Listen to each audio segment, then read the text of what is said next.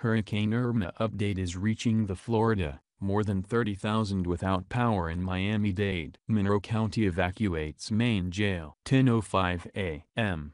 460 inmates from Monroe County's main jail on Stock Island were bused to the mainland late Friday night. Though the jail was built to withstand Category 5 winds, Monroe County Sheriff Ramsay made the decision because he said it was too risky with the eye of the storm bearing down so near. They were transported by bus to Palm Beach County. Residents turned away from crowded South Dade shelter. 10:10 a.m. National Guard members and Miami-Dade police had to turn people away from a shelter at South Dade Middle School on Saturday morning. At least 2,500 people were already packed in. The school-turned-shelter went over capacity Friday night, but that didn't stop residents from trying, in vain, to enter Saturday morning. Families lined the school hallways, some resting on blankets and pillows, a lucky few stretched out on air mattresses. In one of the classrooms, a young man had set up a flat-screen TV and was leaning back in what appeared to be a reclining portable chair. The rest of the evacuees were packed in tightly, with little space between blankets. A few families marked off areas using rolling cafeteria benches, coolers, stacks of paper plates and a few stray pairs of shoes dotted a sea of blankets and anxious faces. The hallways still bore their motivational school signs: Accountability Avenue, Take Initiative Interstate, Synergy Street. Young children crowded around laptops, watching cartoons, or played games on their parents' cell phones. Around 8:30 a.m., a school official announced breakfast over the intercom. Kids would go first, then adults, the official said. In the cafeteria, a line of people waited for food. Some families had spilled over from the hallways and set up their sleeping bags and blankets along the cafeteria walls. Children balanced plates with packaged cereal and juice and carried them back to their families' blankets. Evacuees in wheelchairs were served next. Meanwhile, National Guard members guarded the entrances to the school. At the main entrance, a woman approached a Guard member asking where she could get an extra blanket. Her mother didn't have a blanket, she said, and was freezing cold. The Guard member said he didn't have one. Lights started flickering off around 9 a.m. At 10 a.m., a school official came on the loudspeaker to announce a tornado warning and asked everyone who was in the school's interior courtyard to go inside. Miami's iconic Versailles restaurant has closed for Irma. 10:15 a.m. It's too late to grab one last cafecito at famed Miami restaurant Versailles, the beloved hangout of the Cuban exile community. The restaurant said it would stay open as long as weather allowed, but its doors were closed mid-Saturday morning. Florida Turnpike service plazas are closing. 10:20 a.m. As Hurricane Irma churns toward southern Florida, the State Department of Transportation is starting to close service plazas on the turnpike. Just before 10 a.m., the Snapper Creek Service Plaza in Miami was being closed. Plazas in Pompano Beach and West Palm Beach will close at noon, to allow staff to return home before the 3 p.m.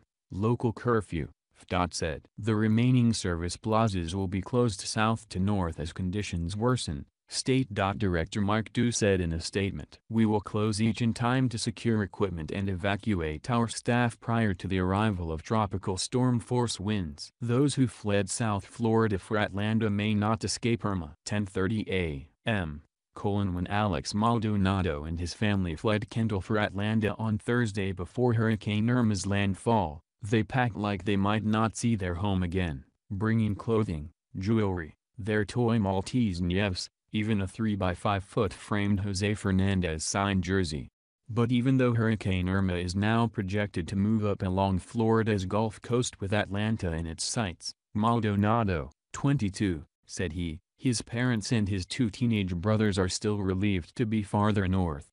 Right now we're just happy we got out of Kendall. Even if it does get to us, it's probably not going to be as strong, he said. Even if it hits Atlanta as a Cat 4, we're probably going to be alright. Your family went to Atlanta to escape Irma. They may not escape bad weather there. When Alex Maldonado and his family fled Kendall for Atlanta on Thursday before Hurricane Irma's landfall, they packed like they might not see their home again, bringing clothing, jewelry, their toy Maltese Nievs, even a 3x5-foot framed Jose Fernandez signed jersey. But even though Hurricane Irma is now projected to move up along Florida's Gulf Coast with Atlanta in its sights, Maldonado, 22, said his parents and his two teenage brothers are still relieved to be farther north. Right now we're just happy we got out of Kendall. Even if it does get to us, it's probably not going to be as strong, he said. Even if it hits Atlanta as a Cat 4, we're probably going to be alright. Forecasters are still uncertain where Irma will make landfall in Florida, though its current trajectory suggests its center could carry it near Tampa Bay. As the storm moves inland and weakens dramatically, it could still affect a wide band of the South, including Atlanta, with tropical storm winds that could threaten tornadoes. FEMA Administrator William Brock Long warned that Irma would devastate the United States and urged people throughout the Southeast from Alabama to North Carolina to prepare for its landfall. For the Maldonado family, that meant packing their bags and leaving the Kendall home they've lived in since 1999. But making their escape on the road out of the Miami area was a killer, Maldonado said, with hotels booked throughout the state and roads clogged for hours. The typical 10-hour drive to Atlanta from their home stretched to 26 as people farther north of them piled onto the interstate in droves. The family also called 30 different hotels before they found a $120 a night room in Atlanta, Maldonado said. Their hope is to start making the slow drive back through South Carolina toward Miami again when the storm blows through. But Irma's changing path does mean the Maldonados don't know when they'll be able to return home, or what condition it will be in. We're hoping that by Monday night, maybe Tuesday morning, it's safe enough to start heading down, Maldonado said. It doesn't look like that's going to happen if the hurricane keeps moving through the northern part of Florida. Miami has first responders ready to go. 10:40 a.m. At the City of Miami's Emergency Operations Center, located at the Police College in downtown Miami on Northwest 2nd Avenue, dozens of police officers, dispatchers and firefighters took phone calls for service in Drink Cafecito while warily watching Irma. Pete Gomez, the assistant fire chief who oversees the center, said the forecast looks better than a day ago but compared the situation to halftime at a football game. We got to prepare for the second half, he said. The city has crews on standby. An 80-member urban search and rescue team, for which Gomez also runs point, is currently based out of West Coconut Grove. Gomez said responders will stop going out once winds reach 40 or 45 miles per hour. But are otherwise available for emergencies. They'll head out to the rest of the state once they're no longer needed in South Florida, he said. The city has 183 firefighters on standby, a 1,300 police force on rotating 12-hour Alpha Bravo shifts, and cut teams with trucks and high-water vehicles waiting to go out after the storm and clear roadways. We can't let our guard down, Gomez said. Broward will institute 4 p.m. curfew. 10:45 a.m. Broward County will institute a curfew at 4 p.m. Saturday, just when South Florida is expected to start feeling the full force of Hurricane Irma. It will remain in effect until further notice, according to a tweet from the county's Emergency Management Division. There will no curfew in Miami-Dade Saturday night, according to Mayor Carlos Jimenez. More than 30,000 without power in Miami-Dade. 11:00 a.m. 30,010 Florida Power and Light customers are without power in Miami-Dade County Saturday morning, according to FPL's Power Tracker map. In Broward, 4,207 people do not have power. Hurricane Irma's rains and wind gusts have arrived in South Florida, but the storm is projected to grow much worse later in the day. Hurricane Irma is reaching the Florida Keys. 11:10 a.m.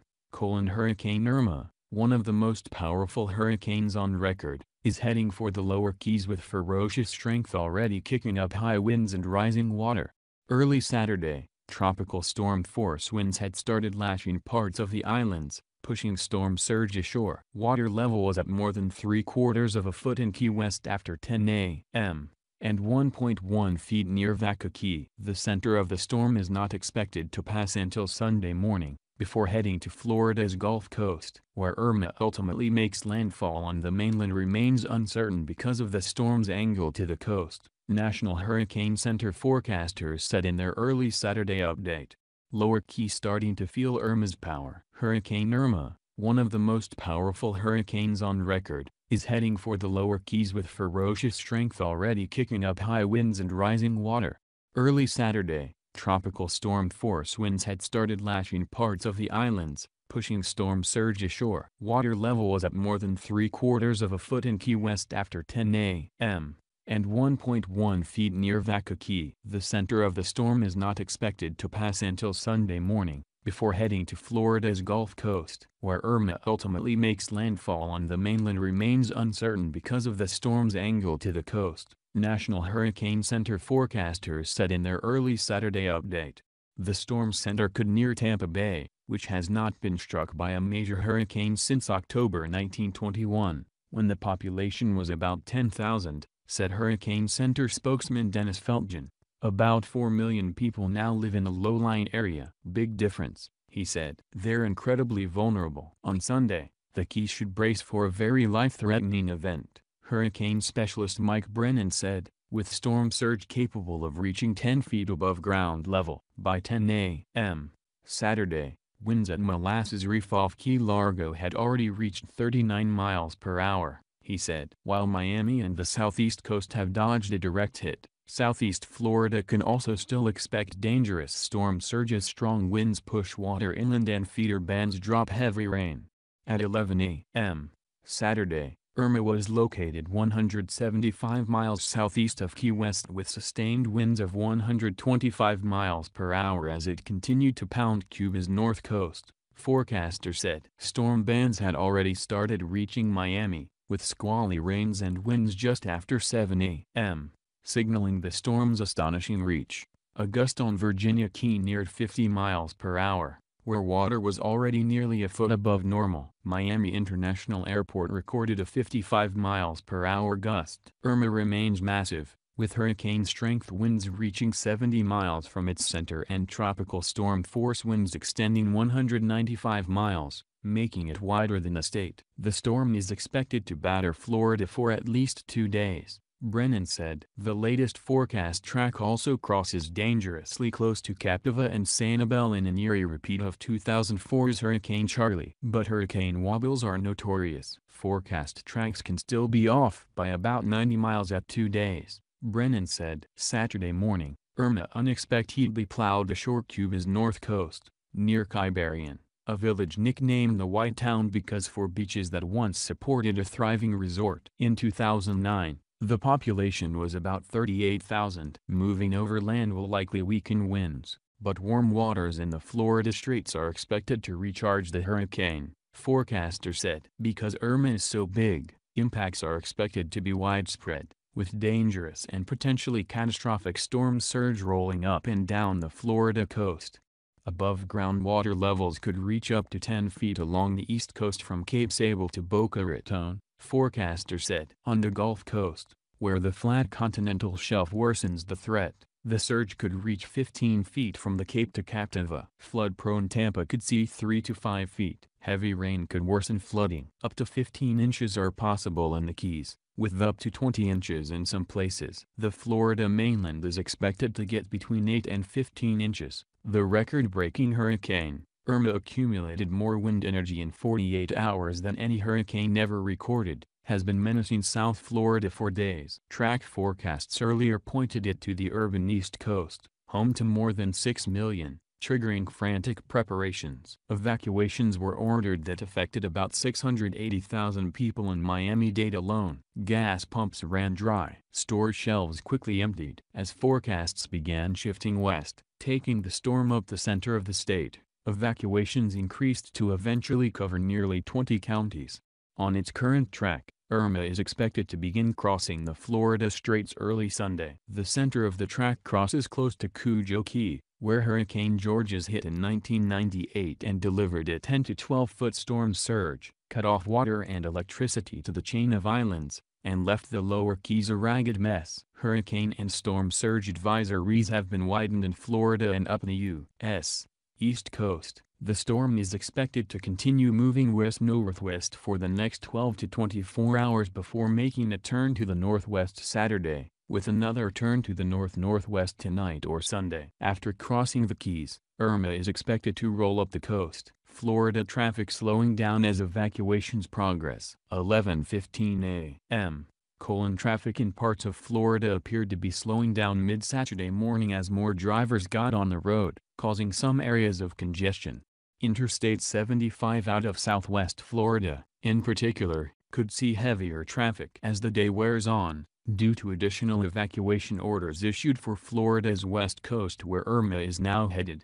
Some trouble spots at this hour were the Wildwood Interchange, where the Florida Turnpike ends and merges with I-75, a stretch of I-75 near Spring Lake in Hernando County, another stretch of I-75 near Wesley Chapel, and several miles west of Tallahassee on Interstate 10, which runs from Jacksonville west through the Panhandle. Irma's here. But if you're still leaving by car, this is what traffic is like. Florida's main interstates and highways early Saturday were largely seeing free-flowing traffic, in sharp contrast to the past 2 days when thousands of residents fleeing Hurricane Irma were met with frustrating gridlock and hours of delays.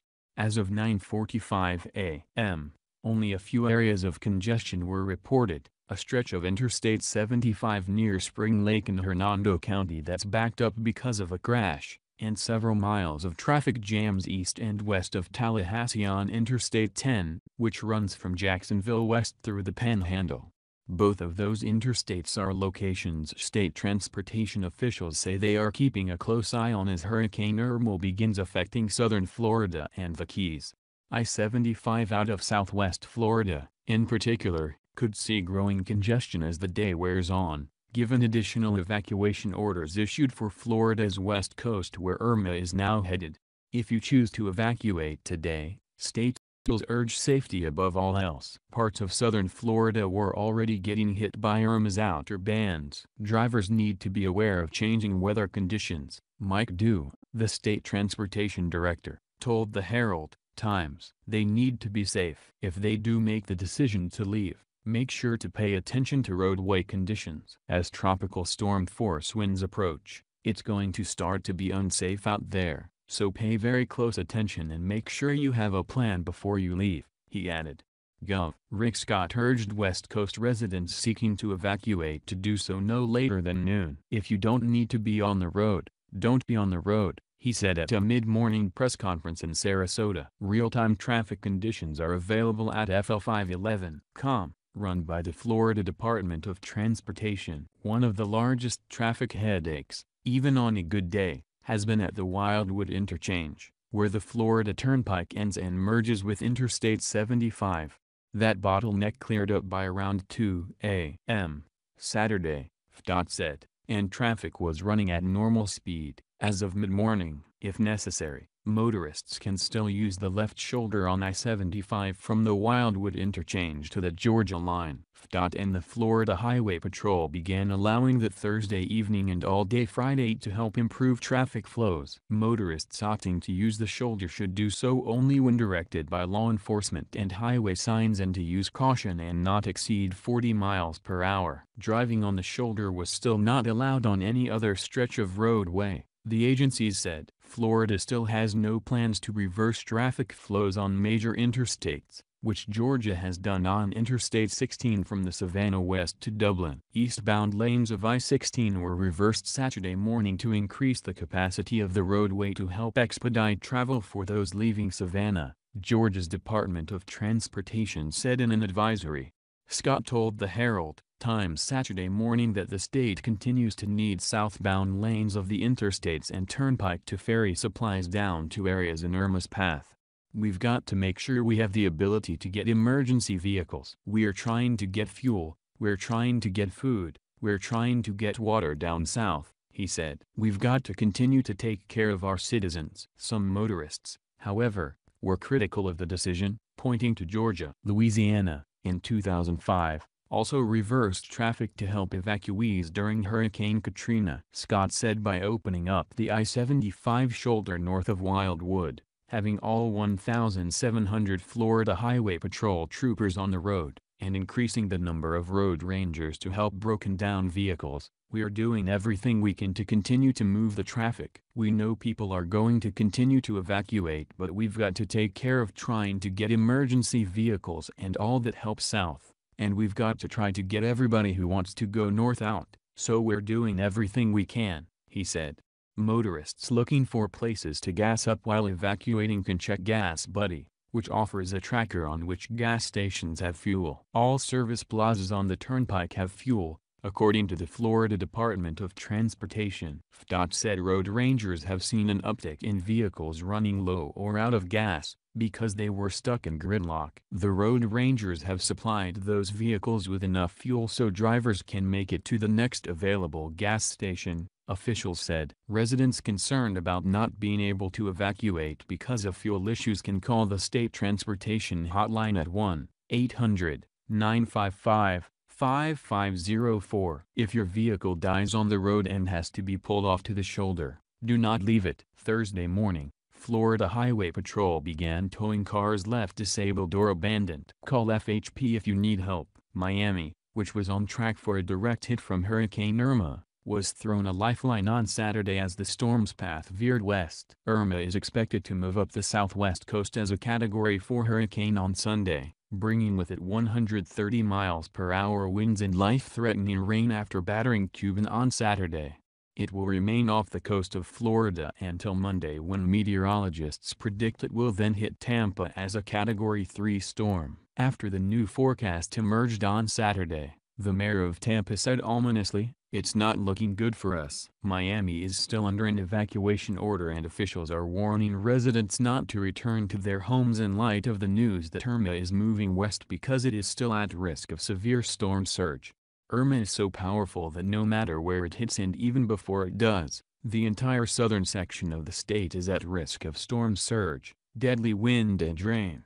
More than 5 million people have been evacuated in anticipation of it and 50,000 people are in shelters across the state. On Saturday morning, Governor Rick Scott, who has been pleading with residents for days to leave evacuation zones before Irma hits, said, "This is a catastrophic storm. We have never seen this before. The storm is bigger than our state. If you are in an evacuation zone, I hope you leave right this minute," he said from the Sarasota Gov. Scott said he felt the state was prepared, stating confidently, "Everybody is ready but I've got to get people out. This is encompassing our whole state." He said he had called up 7,000 National Guard troops to help deal with the catastrophe. People in Florida are being told to prepare 3 days' worth of food and water to ride out the zone. In the largest evacuation effort in U.S. history, millions of people in the Sunshine State and in parts of Georgia have been told to leave their home before Irma strikes on Sunday afternoon. All of the airports in southeast Florida are now closed and anyone who is still there is being told to leave urgently or take refuge in one of the shelters being set up. In Miami, officials admitted they were rewriting the book as they went along to try to prepare for Irma. Evacuees who have been able to get to a shelter compared the cramped conditions inside to Guantanamo Bay. Some people are being turned away as high schools and other public spaces reach capacity. As of Friday night, only 21 of the 42 planned shelters in Miami-Dade County, which takes in a huge swath of the city, had been announced. The monstrous hurricane has already claimed 24 lives in the Caribbean and wiped out entire small islands. On Saturday morning, it had Cuba in its grip and was pounding the country with torrential rain and winds of up to 130 miles per hour. The largest evacuation in U.S. history is underway as more than 5.6 million people were ordered to leave Florida before Hurricane Irma strikes the Sunshine State. On Friday, Florida's Governor Rick Scott urged people who had not left yet to leave as soon as possible, telling them that any time after midnight on Saturday would be too late. He explained that the biggest concern with the powerful hurricane is the predicted storm surge that will come along with the lashing winds and heavy rains. The storm was downgraded to Category 4 yesterday before being pushed back up to Category 5, but has again been relegated to Category 4 this morning by the National Hurricane Center. Andrew Sussman, the state's hurricane program manager, said the total of those urged to flee Florida includes people throughout the southern half of the state as well as those living in inland Florida and substandard housing. Florida is the nation's third largest state with nearly 21 million people, according to the U.S. Census. Universal Studios joined Disney World, SeaWorld and Legoland and closing as the megastorm heads north. Meteorologists expect the powerful hurricane to hit the state tomorrow. The hurricane is currently raging off the northeastern coast of Cuba, with wind speeds of 160 miles per hour. The outer bands of the hurricane have already reached the U.S., with South Florida and the Keys experiencing increased rain and wind speeds. Hurricane Irma made landfall in Camagüey Archipelago, just off the northern coast of Cuba, around 11:10 p.m. ET yesterday. This is the first Category 5 storm to hit the island since 1924. Obviously, Hurricane Irma continues to be a threat that is going to devastate the United States. Brock Long, administrator of the Federal Emergency Management Agency, FEMA, said at a press conference Friday morning. "We are going to have a couple rough days." The storm was first downgraded from a Category 5 to a Category 4 earlier on Friday morning. But on Friday night, it was again made a Category 5 storm before being relegated back to 4 early this morning. Government officials along with the National Hurricane Center have cautioned that Irma is extremely dangerous with maximum sustained winds of 155 miles per hour. That's strong enough to bring down power poles, uproot trees and rip the roofs off of homes. Apocalyptic scenes played out across the Sunshine State, as millions of people fled Hurricane Irma's wrath. Florida Gov. Rick Scott advised for residents in the southern coastal evacuation areas to leave by midnight. "If you are planning to leave and do not leave tonight, you will have to ride out this extremely dangerous storm at your own risk," Scott said at a Friday press conference. He also urged residents on the Gulf Coast to take evacuation orders seriously since Irma's path has moved slightly west. "You are not going to survive this if it happens," Scott said. "Now is the time to evacuate." Invoking the Baker Act, a law that enables authorities to institutionalize patients who present a danger to themselves or others, is not something law enforcement does lightly, but officers detained at least 6 people by Friday afternoon. Under the law, they can be held up to 72 hours before the state would have to go to court to prolong their detention. "I am not going to sign suicide notes for people who are homeless in my community. I am just not going to do it," Book added. "That's why you have a Baker Act. It's there to protect those who can't otherwise protect themselves." Book's group was working closely with police, who acknowledged that the effort is unusual. Officials said it is the first time Miami has invoked the law for hurricane preparedness. About 70 people willingly climbed into white vans and police squad cars Friday, joining others who already arrived at shelters. About 600 others were thought to remain outside somewhere, exposed to the storm, despite mandatory evacuation orders for more than 660,000 people in areas that include downtown Miami and coastal areas throughout the county. Scott has also ordered all state offices, schools, colleges and universities to close from Friday until Monday to free up space for evacuation shelters and staging. Most school districts and universities had already voluntarily agreed to close due to the looming arrival of Hurricane Irma over the weekend, but many school districts and colleges in North Central and Northwest Florida had remained open. Floridians are strong and resilient. "In times like this we band together and help each other. We will continue working around the clock to help you prepare, and after the storm we'll be here to lift each other up and recover. We will make it through this together." Florida is an amazing melting pot of loving people, Scott said. Gas shortages and gridlock plagued the evacuations, turning normally simple trips into tests of will. Interstates 75 and 95 north were bumper to bumper, while very few cars and tractor-trailers drove on the south lanes. Floridians fleeing Hurricane Irma have turned Atlanta's freeways into a ribbon of red neon brake lights, with traffic in some spots barely moving. Thousands of the evacuees have been funneled to the city, since so many of them are heading north on Interstate 75 straight to Atlanta. Some ended up at Atlanta Motor Speedway, which opened its vast campgrounds to anyone trying to escape Irma. It took 21 hours for Suzanne Pallett of Miami to reach Atlanta Thursday, in an SUV packed with 4 other people, their luggage and 2 cats.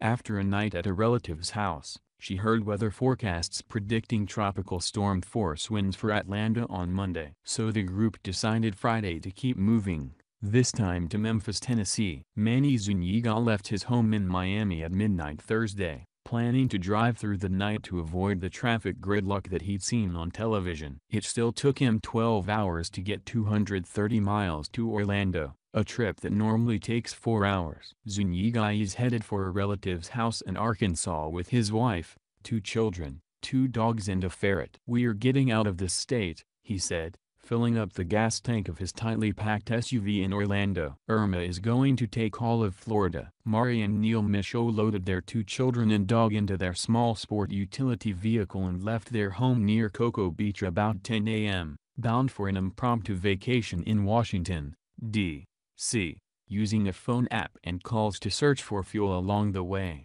they finally arrived at a convenience store that had gasoline nearly 5 hours later. They said the 60-mile trip up Interstate 95 should have taken an hour. There was no gas and it's gridlock. "People are stranded on the sides of the highway," Mari said. "It's 92 degrees out and little kids are out on the grass on the side of the road. No one can help them." Noel Marsden said his girlfriend, her son and their dog left Pembroke Pines north of Miami with plans to ride out Irma in Savannah, only to find the city was also shutting down because of Irma. Marsden isn't sure where they'll all end up. "I've got a buddy in Atlanta and a buddy in Charlotte. We'll wind up one of those 2 places because there are not hotels. I can tell you that," he said. The governor said people fleeing could drive slowly in the shoulder lane on highways. He hasn't reversed the southbound lanes because he said they were needed to deliver gas and supplies. The Homeland Security Department is temporarily waiving federal restrictions on foreign ships' transportation of cargo in order to help distribute fuel to states and territories affected by Hurricanes Harvey and Irma.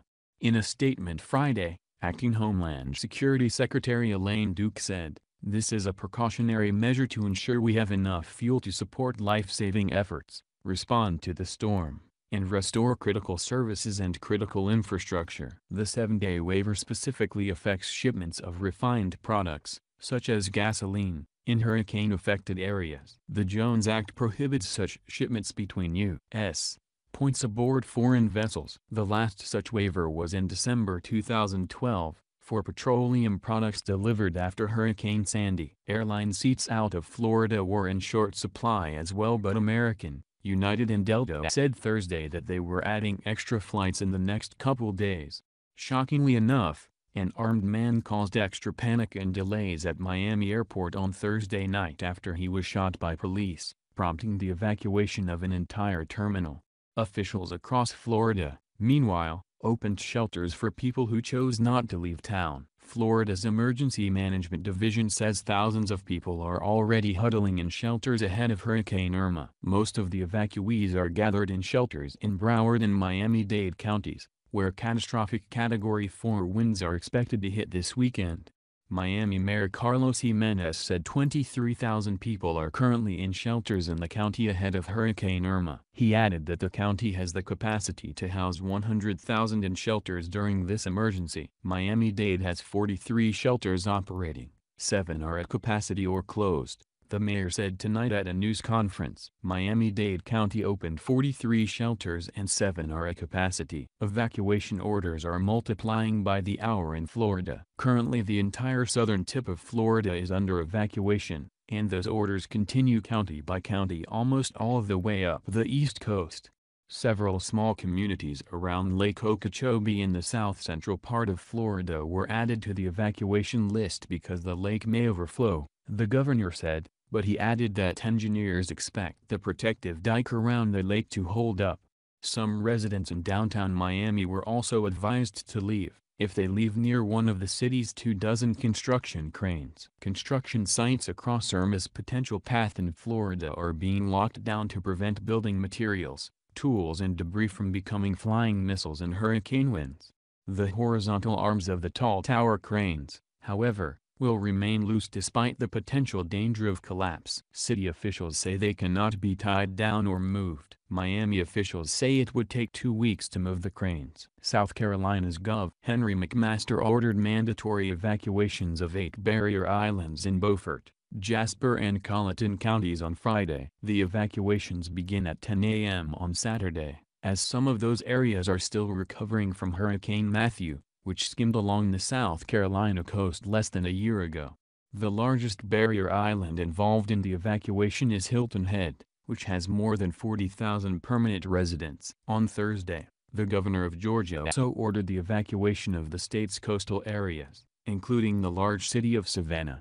About 540,000 people. However, just where the storm will enter Georgia is to be determined. Forecasts show it could enter the state Monday anywhere from the Atlantic coast to the Alabama state line. The last time Georgia was struck by a hurricane of force Category 3 or higher happened in 1898. As additional evacuations continue to be announced, Irma could potentially create one of the largest mass exoduses in the country's history. Forecasters warn the storm could hit anywhere from Florida to North Carolina over the next few days. The most severe impacts will be felt on the eastern side of Florida, including Miami, West Palm Beach, Melbourne, Daytona Beach, and Jacksonville. AccuWeather founder, Dr. Joel N. Myers, said there was no way the U.S. was going to avoid another catastrophic weather event. There will be massive damage in Florida. It will be the worst single hurricane to hit Florida since Hurricane Andrew in 1992, he said. It's a monster hurricane out there. It's bringing along with it something to be feared. According to Credit Suisse, the storm has the potential to do $125 billion worth of damage. NASA has secured Kennedy Space Center and SpaceX launched an unmanned rocket for an experimental flight. Kennedy closed its doors to all non-essential staff and a crew of about 120 people will ride out the storm on site. Most of the critical buildings at Kennedy are designed to withstand gusts of up to 135 miles per hour. Irma's wind could exceed that if it reaches Cape Canaveral as a Category 5 storm. Irma poses a bigger menace to power supplies in Florida than Hurricane Harvey did in Texas because Irma is packing near 200-mile-per-hour winds that could down power lines, close nuclear plants and threats to leave millions of homes and businesses in the dark for weeks.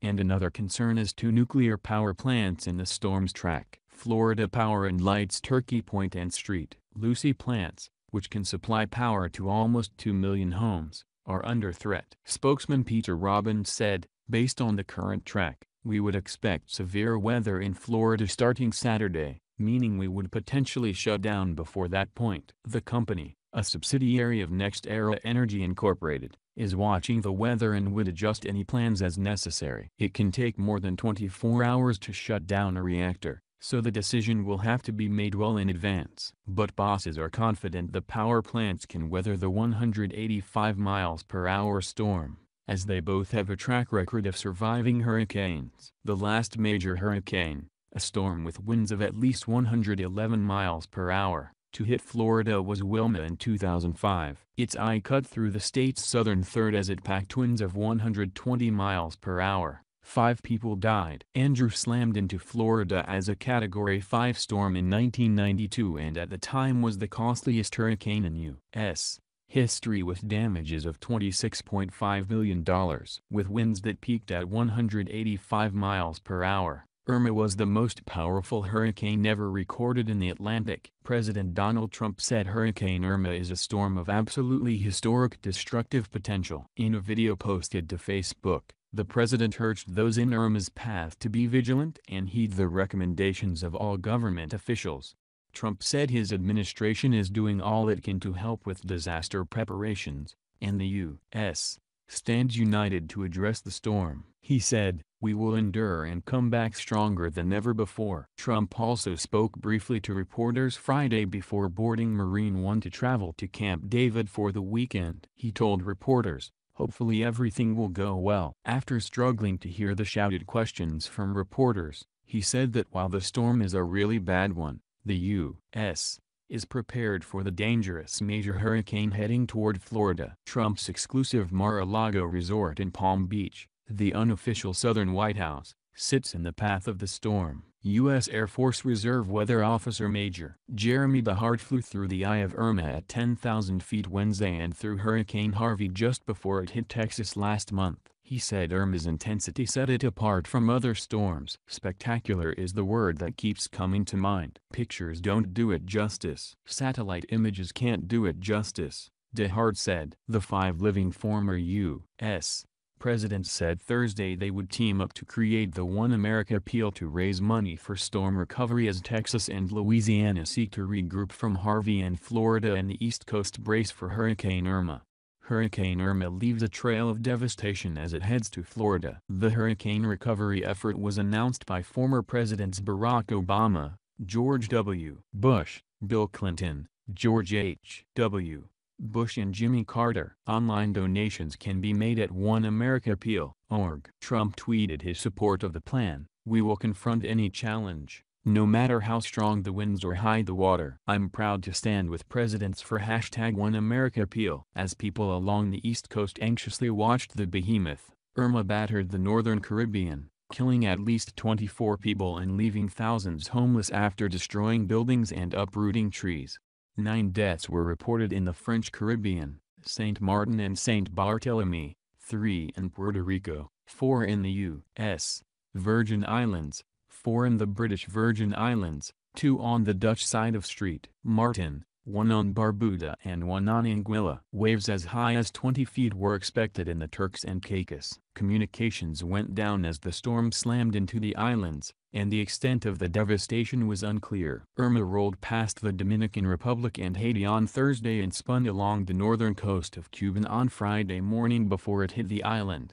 Thousands of tourists were evacuated from low-lying keys off the Cuban coast Thursday in anticipation of 20-foot storm surges. Buses loaded with tourists began streaming out of Santa Maria, Cayo Coco, Cayo Guillermo and other keys dotted with all-inclusive resorts. All residents of the area were under mandatory evacuation orders from the Cuban government, which was moving tens of thousands of people from vulnerable coastline. French, British and Dutch military authorities rushed aid to a devastated string of Caribbean islands. Warships and planes were sent with food, water and troops after the hurricane smashed homes, schools and roads, laying waste to some of the world's most beautiful and exclusive tourist destinations. The first islands hit by the storm were scenes of terrible destruction. The cafes and clothing shops of the picturesque seaside village of Marigot were submerged in brown flood waters. The toll could rise because rescue teams had yet to get a complete look at the damage. Looting was reported in St. Martin. Annie Girardin, Minister for France's overseas territories, described on BFM television Friday scenes of pillaging of televisions as well as food and water. She lamented how people can take advantage of the distress of others and said it's essential for police to restore order and ensure urgent care for victims. The U.S. Consulate General in Curaçao said it believes about 6,000 Americans are stranded on St. Martin. It said it was working with the U.S. and other governments to try to figure out how to get the Americans off the island either by air or boat. Frantic Americans were calling home to relatives to try to get them off the island ahead of Hurricane Jose. The hospital on St. Thomas was destroyed and dozens of patients were being evacuated to St. Croix in Puerto Rico by the U.S. Coast Guard. Local officials said a U.S. Navy hospital ship was arriving as early as Friday to care for unknown numbers of injured and 2 Air Force C-130S transport planes were bringing in food and water. Power lines and towers were toppled, leaves were stripped off plants and trees, a water and sewage treatment plant was heavily damaged and the harbor was in ruins, along with hundreds of homes and dozens of businesses. Gov. Kenneth Mapp imposed a 6 p.m. curfew. The primary focus for now is making sure people have meals, water and shelter, Mapp said. An event of this magnitude is very chilling. Irma also slammed the French island of St. Barts, tearing off roofs and knocking out electricity in the high-end tourist destination. French Interior Minister Gerard Collomb said 100,000 food rations were sent to St. Barts and St. Martin, the equivalent of 4 days of supplies. Dutch Prime Minister Mark Rutte said the storm caused wide-scale destruction of infrastructure, houses and businesses. There is no power, no gasoline, no running water. Houses are underwater, cars are floating through the streets, inhabitants are sitting in the dark and ruined houses and are cut off from the outside world, he said.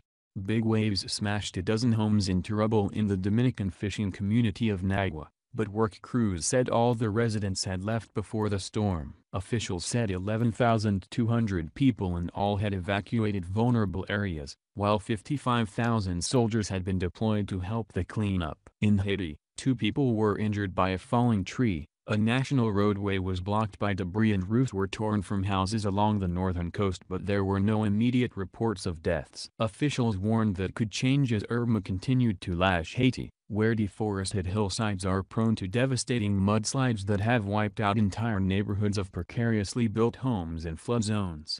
"We are vulnerable. We don't have any equipment to help the population," Josue Ledesma, mayor of the northern city of Port-de-Paix, said on Radio Zenith FM.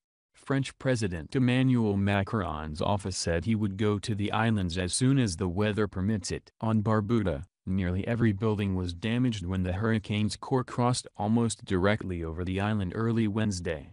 About 60% of its roughly 1,400 residents were left homeless, Antigua and Barbuda Prime Minister Gaston Brown said. Brian Gnoldy, a hurricane researcher at the University of Miami, said Irma could easily prove to be the costliest storm in U.S.